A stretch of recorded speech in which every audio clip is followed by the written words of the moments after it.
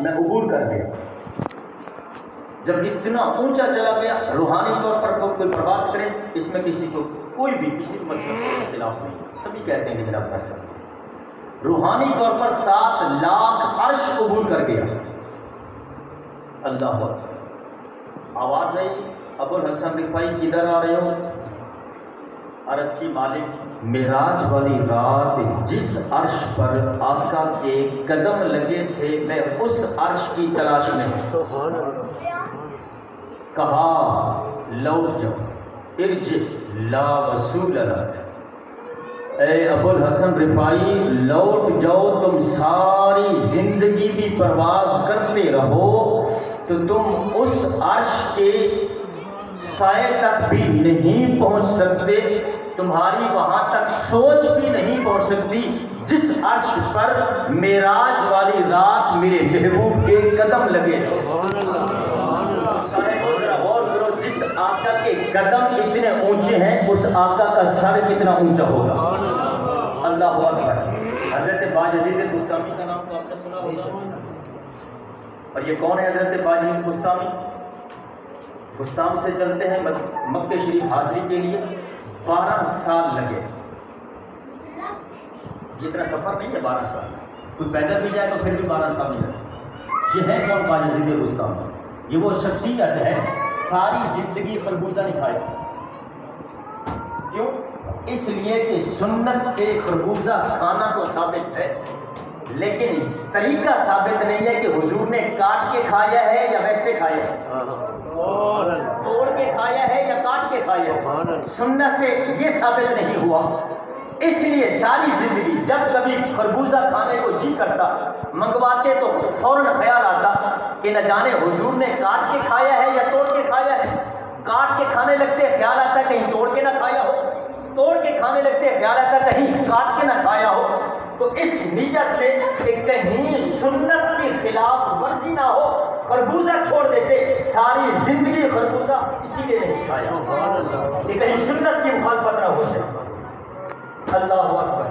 حضرت باجزید بستامی جب بستان سے چلے مکے میں زیارت کے لیے تو 12 سال لگتے ہیں. اس انداز سے چلے, ایک قدم اٹھاتے ہیں 2 نفل پڑھتے ہیں, پھر دوسرا قدم اٹھاتے ہیں پھر 2 نفل پڑھتے ہیں.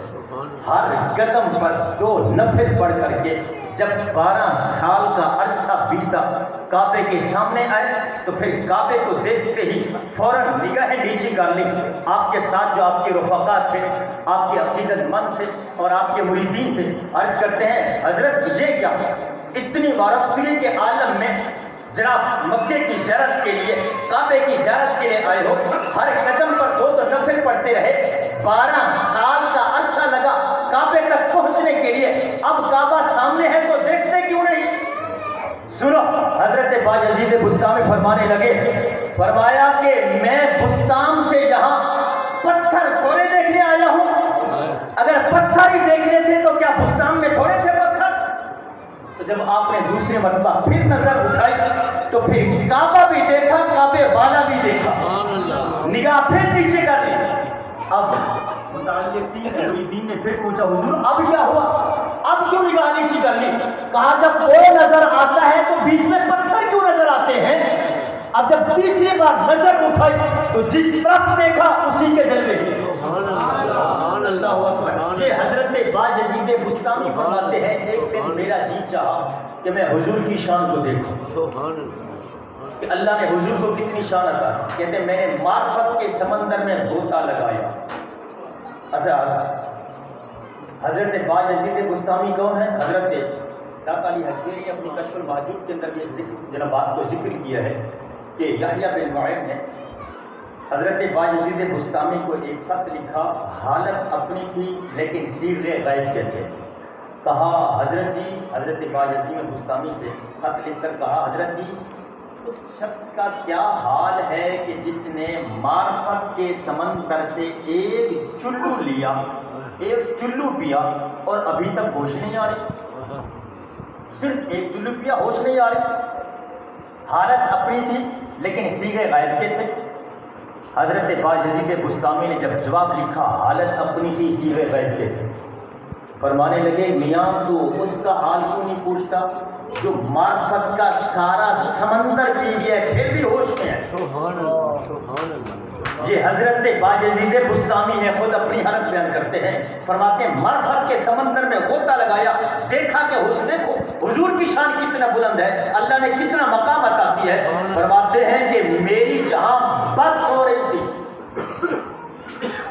جہاں میری انتہا ہو رہی تھی، اس سے آگے حضور کی ابھی ابتدا ہو رہی تھی. سبحان اللہ سبحان اللہ. اللہ اکبر. فرمایا میری انتہا اور حضور کی ابتدا کے درمیان 1000 نور کے پردے تھے. جہاں میری بس ہو گئی تھی اس سے آگے 1000 نور کے پردے.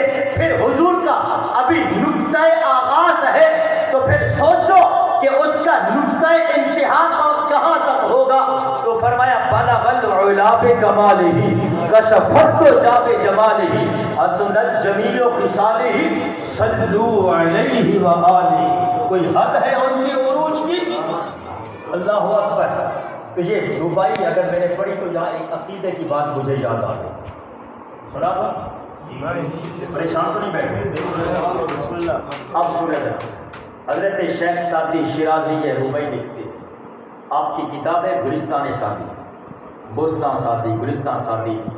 یہ عالم کورس میں درس نظامی کے پہلے سال میں فارسی کتب جو پڑھائی جاتی ہیں ان کتب میں یہ گلستان سعدی اور بوستان سعدی یہ پڑھائی جاتی ہیں. تو گلستان سعدی ایک پیر صاحب ہے، وہ ہر وقت یہی گلستان سعدی پڑھتے رہتے. مرید پڑھا لکھا تھا، اس نے دیکھا کہ پیر صاحب ہر وقت ہی ایک ہی کتاب پڑھتے ہیں. سوچا شاید میرے پیر کے پاس ایک ہی کتاب ہے. تو انہوں نے بڑی زبردست قسم کی محنت کر کے کتاب لکھی، کوئی 1500-1600 صفحات کی. اب جو لکھنے کے ساتھ تعلق رکھتے ہیں ان کو پتہ ہے کہ کتاب لکھنا کتنا آسان کام ہے، اور وہ بھی پھر مرشد کو پیش کرنی ہو، اور وہ بھی گلستان سعدی کے مقابلے میں پیش کرنی ہو. تو شفیق سے بھائی تو آپ جانتے ہیں ماشاءاللہ. تو اب ذرا توجہ کریں کہ انہوں نے 1500-1600 صفحات کی کتاب لکھ کر کے جب انتھک محنت کے بعد وہ کتاب پیش کی تو پیر صاحب نے کتاب پکڑی، شروع میں دیکھا، سینٹر میں دیکھا، آخر میں دیکھا، کتاب بند کی رکھی اور گلستان سعدی پکڑی پڑھنا شروع کر دیا. کیا دیکھ رہے ہو؟ کہا دیکھ رہا ہوں کہ مدینے کا دربار سجا ہوا ہے. سبحان اللہ سبحان اللہ سبحان اللہ. صحابہ بیٹھے ہوئے ہیں، کہا پیچھے ہو جاؤ. تھوڑی دیر کے بعد پھر کہا واپس، پھر آ جاؤ. دوبارہ اسی طرح آنکھیں بند کرو، سینہ میری پیٹھ کے ساتھ ملاؤ. اب دیکھو کیا دیکھ رہے ہو. جب دوسری مرتبہ وہی کام کیا، سینہ مرشد کی پیٹھ کے ساتھ ملایا تو دیکھا کہ مدینے کے دربار میں میرے آقا تشریف فرما ہے. حضور منبر پر تشریف فرما ہے. حضور کے پہلوں میں ایک بوڑھا ہے جو یہ ربائی پڑھ رہا ہے. بلغ العلا بکمالہ کشفت جاب جمالہ حسنت جمیع خصالہ صلوا علیہ وآلہ. جب پڑھتا ہے میرے حضور جھوم رہے ہیں.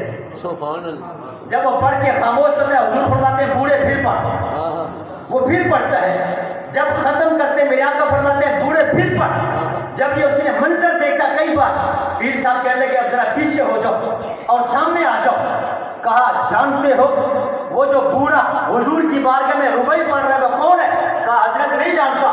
کہا وہی ہے جس کی کتاب میں پڑھ رہا ہوں. سبحان اللہ سبحان اللہ. تم یہ سمجھتے ہو میرے پاس کتابیں نہیں ہیں؟ ارے صاحب میں تو اس کی کتاب پڑھ رہا ہوں جو حضور کی بارگاہ میں اتنا مقبول ہے. سبحان اللہ. اور آپ جانتے ہیں کہ یہ صلو علیہ وآلہ یہ شعر کس نے دیا ہے؟ سبحان اللہ. یہ حضور نے دیا ہے. سبحان اللہ. سنیو تمہارا عقیدہ. میں نے اسی لیے کہا نا کہ عقیدہ اہل سنت پر قائم ہو جاؤ. بے شک ہمارا عقیدہ سچا ہے. بے شک.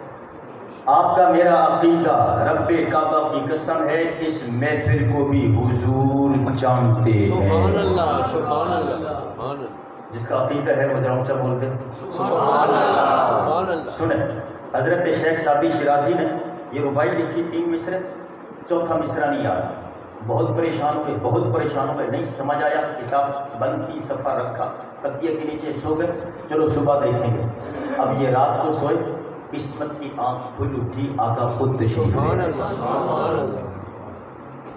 فریاد جو امتی کرے حال زار میں، ممکن نہیں کہ خیر البشر کو خبر نہ ہو. بے شک. ادھر شیخ سعدی شیرازی اپنے گھر میں صفحہ بند کر کے تکیے کے نیچے رکھ کے سو رہے ہیں. حضور آ کے فرماتے ہیں سعدی وہ ذرا ربائی سناؤ نا. سبحان اللہ سبحان اللہ وہ ربائی سناؤ. پکڑی تکیے کے نیچے سے اٹھائی شروع کر دی. بالا بد علا بے کمال ہی کشفت رجا بے جمال ہی حسنت جمیع و سبحان اللہ کہا کہو نا صلو علیہ وآلہ.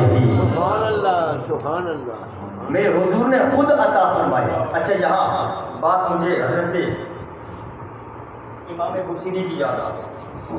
بات کیوں کیا محبت کی چل ہی پڑی ہے تو سنو تمہارا عقیدہ مضبوط ہوگا. امام بصیری جنہوں نے ایک قصیدہ بردہ لکھا ہے مولا صلی وسلم دائما ابدا. یہ جو قصیدہ لکھا ہے یہ امام بصیری کا ہے. اس سے پہلے بھی قصیدے لکھتے تھے لیکن یہ بیسیکلی بادشاہوں کے درباروں میں قصیدے لکھ کے بادشاہوں کی شانوں میں جا کے سناتے. بادشاہ جو ہے وہ کچھ دے دیتے گھر کا راشن چلتا رہتا.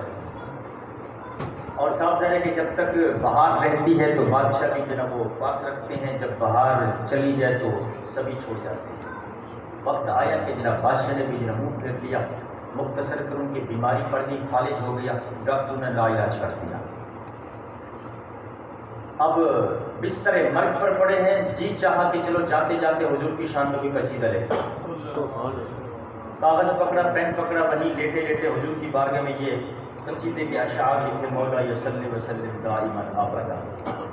یہ قصیدہ مکمل کر کے بند کر کے کاغذ تکیے کے نیچے رکھتے سو گئے. سوئے کیا کہ حضور خود تشریف لے آئے.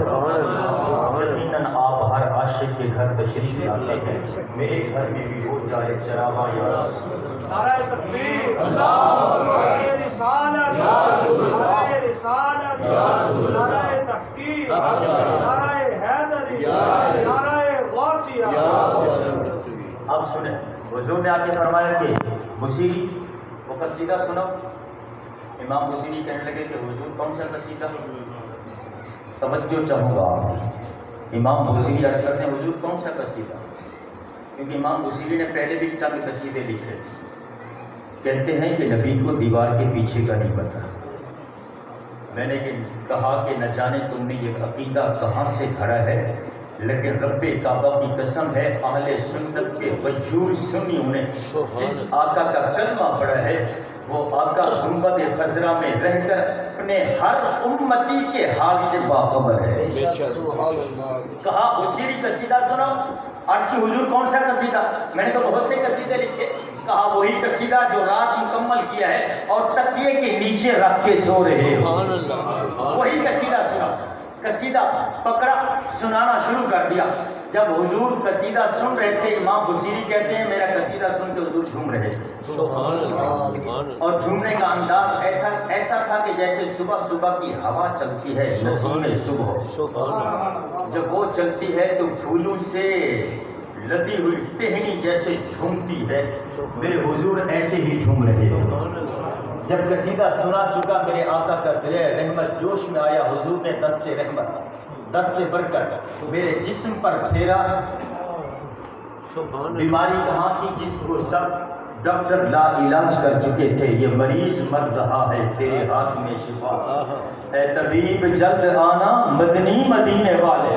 حضور آئے دست رحمت پھیرا بیماری دور ہو گئی. اب صبح اٹھے تو دیکھا کہ جناب بالکل صحتیاب اور گھر بھی بتا رہا تھا کہ حضور تشریف لائے. کیونکہ میرے آقا جس گلی سے محلے سے گزر جاتے تھے صحابہ کو پوچھنا نہیں پڑتا تھا کہ حضور کدھر گئے ہیں. وہ گلی ہی بتا رہی ہوتی تھی کہ حضور اس طرف تشریف لے گئے. ان کی مہک نے دل کے غنچے کھلا دیے ہیں. جس راہ چل دیے ہیں کوچے بسا دیے ہیں. صبح اٹھے تو گھر پورا حضور کی تشریف آوری کی خوشبو سے مہک رہا تھا. اب صبح اٹھے نماز کے لیے کشا کشا چلے کہ جا کے لوگوں کو بتاؤں کہ دیکھو میرے حضور نے مجھ پر کیسے کرم کیا. اللہ اکبر. جا کے بتاؤ اعلیٰ حضرت کی زبان میں کہ کون دیتا ہے دینے کو منہ چاہیے دینے والا ہے سچا ہمارا نبی. فرماتے ہیں کہ میں نکلا ابھی مسجد کی طرف جا ہی رہا تھا کہ راستے میں ایک درویش مل گیا. یہ آج کے درویش نہیں جو لٹے جنہوں نے چھوڑی ہوتی ہے. ہاں ان درویشوں کی بات نہیں کرتا جن کو جناب وہ نہانے کے لیے پانی بھی میسر نہیں ہے. کنگی کرنے کے لیے جناب ان کے پاس کنگی بھی نہیں ہوتی. اور اتنے لٹیں ٹھکانے سے پیر صاحب پہنچے ہوئے. ہاں یہ پیر صاحب پہنچے ہوئے, یہ پیر صاحب نہیں, یہ پیر صاحب پہنچے ہوئے. کہاں پہنچے یہ دیکھنا پڑے گا. یہ واقعی جہنم کے کنارے پر پہنچے ہوئے ہیں. یہ تمہیں بھی کھینچ کھینچ کر وہاں لے کے جا رہے ہیں. پھر موضوع کہیں اور نہ چلا جائے میرا, آئے حضور کی بارگاہ میں چلتے ہیں. امام بصیری کہتے ہیں کہ میں جب چلا تو درویش ایک آ گیا. کہا بصیری وہ قصیدہ تو سناؤ جو حضور کی شان میں لکھا ہے. کہا کون سا قصیدہ؟ کہا وہی جو حضور کی شان میں لکھا ہے. میں نے بہت سے لکھے ہیں, تم کون سا کہہ رہے ہو؟ کہا چھپاؤ نہیں, جب رات تم حضور کو سنا رہے تھے کھڑکی سے فقیر تمہیں دیکھ رہا تھا, وہی قصیدہ سناؤ. مولا یصلی وسلم. کہا حضرت آپ کو کیسے پتا؟ کہا جب تم سنا رہے تھے فقیر تمہیں کھڑکی سے دیکھ رہا تھا. اللہ اکبر. تو صاحبوں, میرے آقا کریم علیہ الصلوۃ والسلام اپنے غلام کی حالت سے ہر وقت بخوبی واقف ہوتے ہیں. کون سا غلام کہاں بیٹھ کر کے میرے ذکر کو سن کر کے اس کے ایمان کی کیفیت کیا ہے, میرے حضور ایمان کی کیفیت کو بھی جانتے ہیں. اللہ اکبر. اور سنو حضور کی محفل میں آنے والوں, میرے اختتامی الفاظ. ہم حضور کی محفل میں آئے, ہمیں کیا ملا؟ کیونکہ انسان ہے نا, اس کو منافع چاہیے.